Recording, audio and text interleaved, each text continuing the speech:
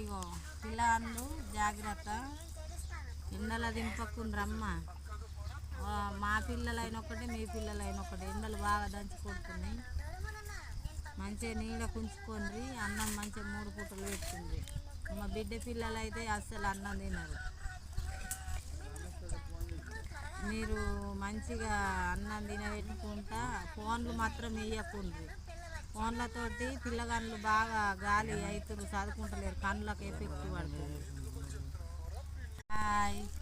మేమైతే ఇగో పిల్లలు జాగ్రత్త, ఎండల దింపకుండా రమ్మ.